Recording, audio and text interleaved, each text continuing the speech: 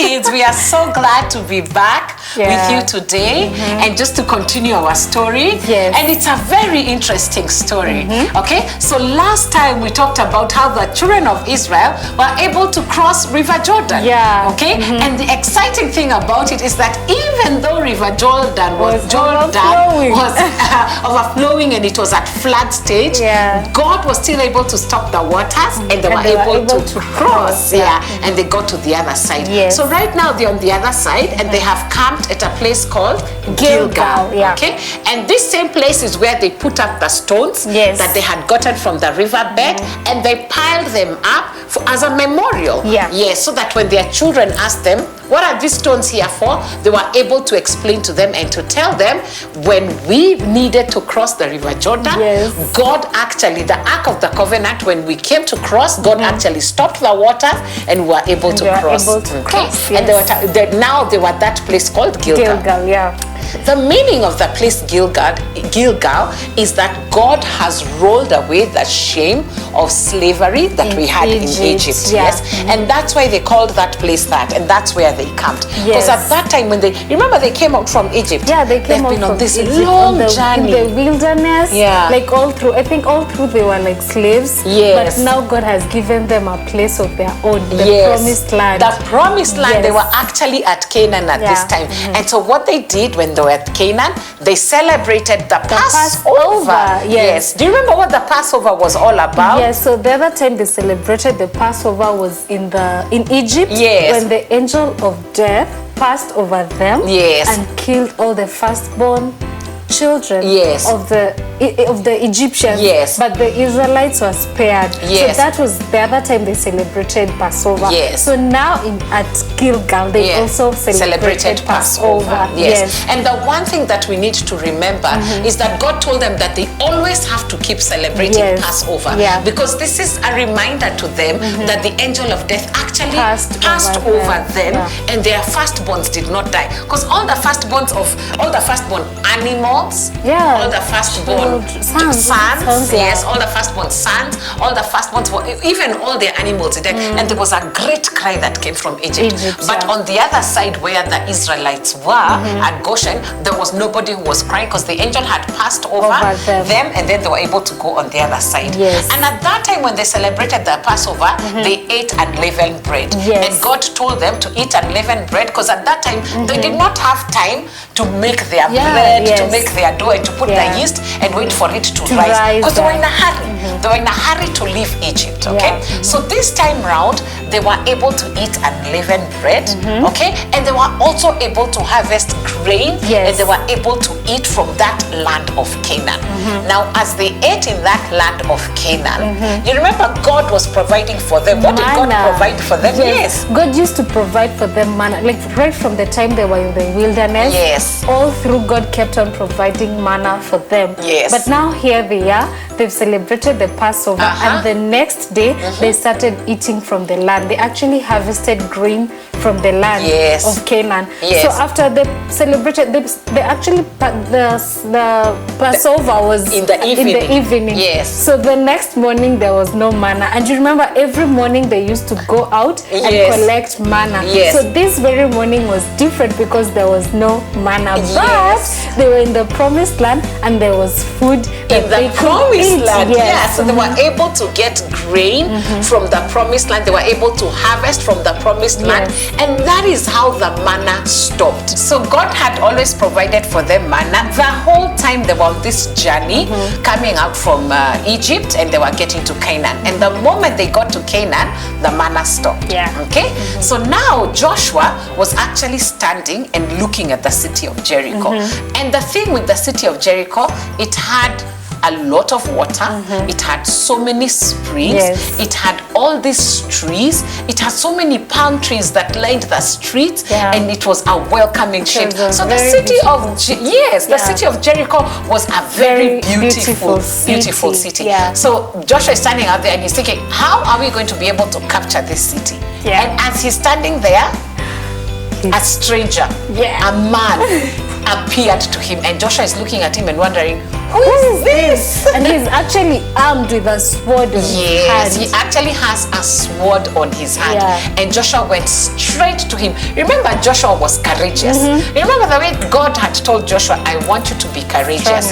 Strong and courageous. So Joshua was very courageous. And he went straight to the man and he asked him, are you a friend or are you an enemy? And he said, neither.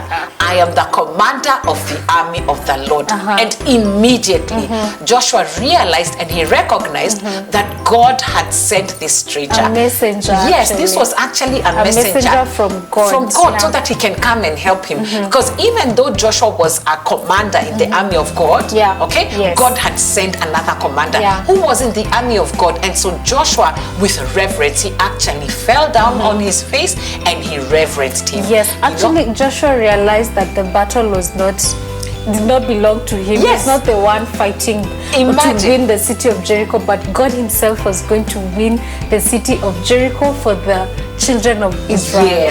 So he realized this is actually God's way of telling us that I'm together with you and I'm actually fighting this battle for you. And so that's why he sent somebody. Okay, so immediately Joshua asked him, you know, here is your servant. What can I do? What can I do for you? And you know what the commander of the army of the Lord told him? I want you to remove your sandals. Because when you remove your shoes where you're standing, this is holy ground. And that is exactly what Joshua did. And the thing that I want to tell you, children, that Joshua was he could be able to fight. And it's true he was courageous. But then now God brought for him a helper. God reminded him that it's not for him to capture the city of Jericho, but it's for God to help him and give him instructions so that he can be able to capture the city of Jericho. So that is exactly what happened. So he lay on his face and he told the commander of the army of the Lord, what do I do? Okay, and then after that he was able to give him instructions. So what we're going to do next time, we will know the instructions that the commander gave to Joshua. The messenger that God sent. We will see what instructions he gave to Joshua and then what Joshua did. But for right now, we all need to be able to stand up, okay, so that we can be able to sing together a song that will help us to remember that God is the commander of the army. Hi kids! It's time for us to sing our song, and we just learned about the commander of the Lord's armies, and now we're gonna sing about being in the Lord's army. So everybody stand up and help us sing this song. I may never march in the infantry, ride in the cavalry, shoot the artillery. I may never zoom on the enemies, but I'm in the Lord's army. I'm in the Lord's army, yes sir. I'm in the Lord's army, yes sir. I may never march in the infantry, ride on the cavalry, shoot the artillery. I may never zoom on the enemies, but I'm in the Lord's army. I'm in the Lord's army, yes sir. I'm in the Lord's army, yes sir. I may never march in the infantry, ride on the cavalry, shoot the artillery. I may never zoom on the enemies, but I'm in the Lord's army.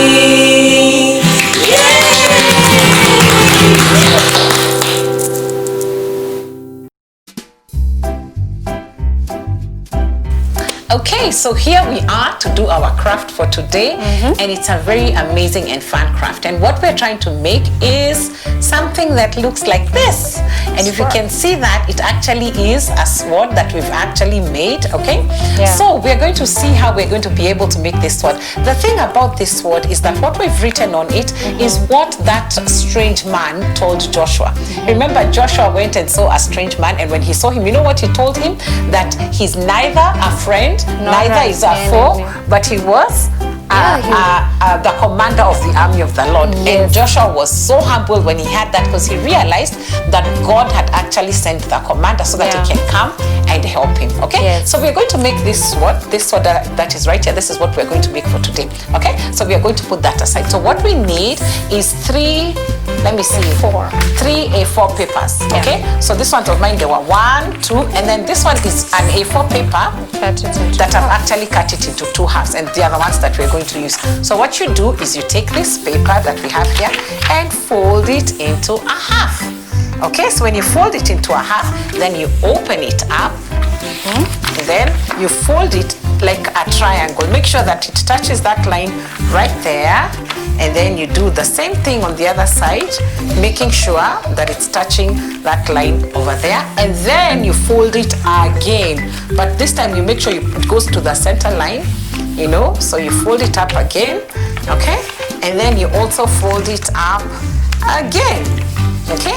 And the amazing thing, if you want to make your sword thinner, you can fold it up again or not, but we want our sword to stay that way, and then you make sure you fold it that way, okay. Then when you're done doing that, there's that top part that we're going to use a pair of scissors, and we're going to cut off that top part and make sure that it is completely straight. Okay, so we put that paper aside. You see, we've cut that, and we'll make sure that it is straight. So we take that paper and we put it aside. The other thing that we're going to need is straw. Okay, so what we'll do, the other piece that we have here of the other paper is we'll take our straw, put it right at the end, and this can be a little bit difficult to do. Let me see, you've reached Teacher Rachel. Okay, so what we do is we make sure that we roll this way. Can you see the way I'm rolling? And it stays inside, because sometimes it refuses to roll up. Like mine. Yeah, even mine was refusing to roll. So you make sure that you roll the straw inside there, okay? And then what we do is we take stapler, and so that it can just join up, we staple it, and then we do the exact same thing on the other side, and we staple it. Remember, the straw is inside, so we put that aside, okay? So we've made that, and we've made the straw. So the other thing that we are going to do is we have a piece of paper right here. Remember the one that we already cut into half? Yes. Yeah. So then now what we do is we fold it halfway that way, and then we open it a little bit, and then where there's the line and it's half, you fold it, okay? Turn it around again and make sure you fold it. Okay, so I keep making all these folds, and then after that I fold again and making sure that the line is right there. Okay, and I turn it around and make another fold. Okay, so when you make another fold, that's what it becomes.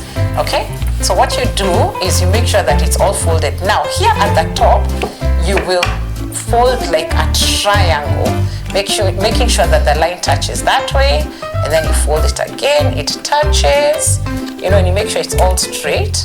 Okay, and then you turn it around the same way, like on the top, you fold up like another triangle and fold up like another triangle. Okay, and this is how it's going to look when it's all done. Okay, so then now you fold it into a half. Okay, so after folding it into that half, you take the piece of paper and you fold it into another half, making sure that both the pointy sides are there. So after you're done that, you take your pair of scissors and you cut a little triangle on the top. You see what I'm doing? Yeah. I'm cutting a little triangle on the top. Okay, so when you're done cutting that little triangle, this is what we are going to use. So there's this paper that we already folded, you remember? So what the best thing to do is to staple one end, okay? And then to staple the other end at the corner right there, so that it's joining up. That one didn't quite staple. Okay, and then you take the straw that you made and making a hole right here in the middle. You make sure you put your straw in there.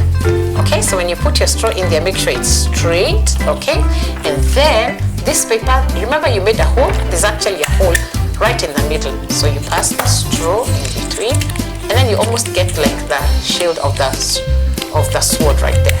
Okay, so then you use your stapler to make sure that you've joined everything up. So one end, then I staple on the other end.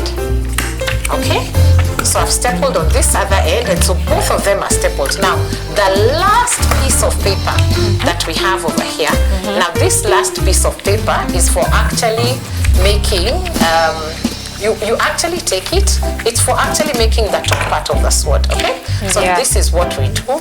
You fold it, okay, and then you fold it again, and then you fold it again. Okay,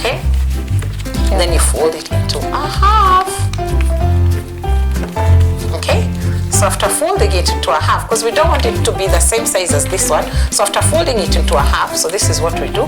We cut it off right here. So it's halfway, and then we fold it into another half. It's a little bit hard to fold because it's a small piece of paper, and then you know what we do? We still fold it into this other half this way, and then at the top there, fold it like that. You remember the sword that we made?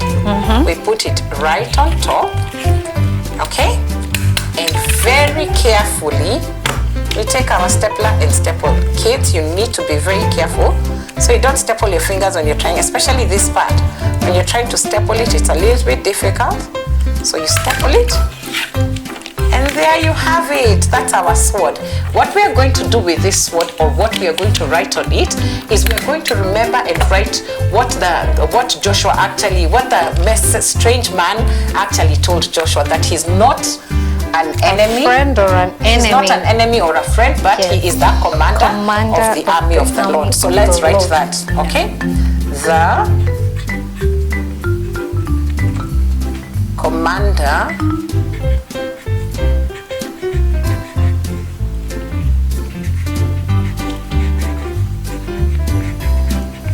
of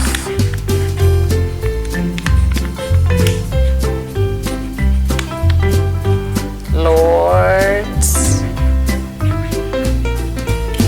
army. Okay, so this is what he said, and because he said that he's the commander of the Lord's army, Joshua actually humbled himself and he bowed down and he lay on his face to reverence him. But also the commander of the Lord's army told Joshua to remove his shoes because this was holy ground that he was standing on. Okay, so please make your sword like this, and then after that you can keep it just to be able to remember that God's commander actually came to help Joshua. And that's our craft for today. So next time we're going to see what happens to the children of Israel after now they have gone on the other side of the Jordan River. After now Joshua has met the commander of the army of the Lord. What's going to happen on the other side? But for now, bye.